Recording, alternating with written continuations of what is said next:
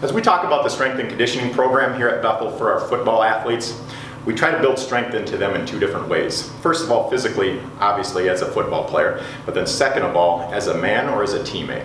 So we talk about the physical components. We talk about three different phases that we ask our athletes to go through. The first one is a preparation phase. As we talk about preparation phase, we're talking about single leg, single arm activities that are trying to activate the body and to build synergy into the muscles and try to take somebody that might be broken down after a season and make them bulletproof again. We will focus on the big lifts, the barbell lifts, but as we do that, we're going to go higher volume and we're going to teach mobility into the squat, deadlift, cleans, etc., etc. At the end of that phase, we are going to get maxes from our athletes just to see where they're currently at so that it builds into the next phase. The second phase that we always push our athletes through, each of these phases is a 4-week phase. We push them into a push phase. This simply means that we're going to try to push the ceiling in terms of where they're currently at and build new maxes into them every 4 weeks. We focus during this time on the big lifts, the squat, the clean, the deadlift, the bench, shoulder press. But then we also focus on the speed elements of learning how to produce force with our sprinting, as well as our jumps. We'll do maximal jumping during these phases. At the end of each of them, we try to get new maxes and our athletes find themselves climbing and climbing and climbing every 4 weeks. We finally finish off as we get closer to the season with our peaking phase. During this time, we lighten the weight on the bar specific to each position group or athlete.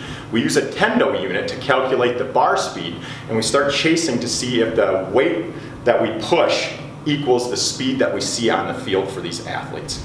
That's where it becomes really, really fun and sports specific, and then also position specific, but then individual specific depending on what your needs might be. That's how we build our athletes. It's a complex system, but it's a great system and a fun system that's been proven to be very effective. The second part that we build our athletes that's the most fun for me is building them as a man. The three things that we talk about as we do this are, first of all, man in the mirror. What this simply means is we take so much of our day and we compare ourselves to others, most likely because of social media and these other outlets. But what we find is that somebody's always better than us at certain things. They're always better than me at certain things. And what happens is it starts to choke my joy. If I focus on me and the man that I see in the mirror, I can always beat that guy. I can control the circumstances. And when I do that, I find joy when the discipline leads me to becoming better. That's what happens with our kids in the weight room all the time. And then they take that joy that they find, they bring it to the rest of the group, and there's synergy that creates an amazing party when we're in there together. The second thing is boy of words or man of action. This simply means that we love to talk about who we want to be, but then there's this big gap between us actually doing it. And we're looking at trying to find a way to take in that gap and squashing it. We want to be men of action. We want to do the work, put the boots on, and go to work every single day to be the best that we can be. More importantly, to be the guy that we said we were going to be. If we can use the strength from each other, we've got a really, really good fighting chance.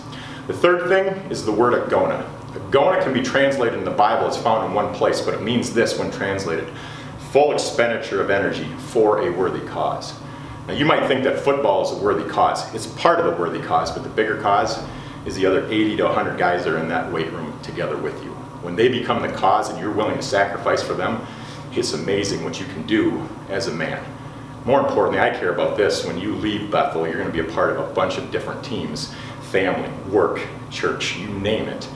And I want you to bring that same thing, full expenditure of your energy for that cause. When you can do that, some pretty cool stuff can happen in your life. That's what excites me from a physical component, but then how do we become great men that are going to be better once we do